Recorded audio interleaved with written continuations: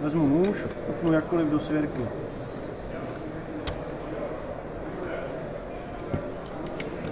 Tenhle nůž má zúžení u ostří, nevadí to, protože svěrka má kulový pouzdra, takže upnu pevně při jakýkoliv pozici.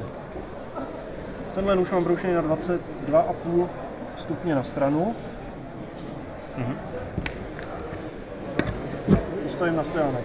Pro názornost přitáhnu ostří fixou. Upnu brusný kámen, tohle je brusný kámen z hrnutosti 2500 pro názornost. Nasadím na vodící tyčky a přejedu lehce přes ostří.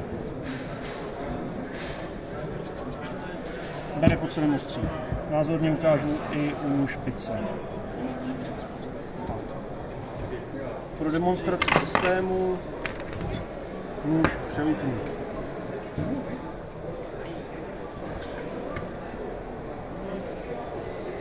Záměrně volím až krkolomné upnutí.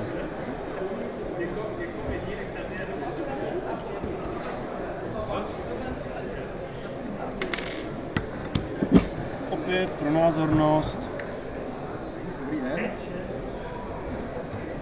označím ostří.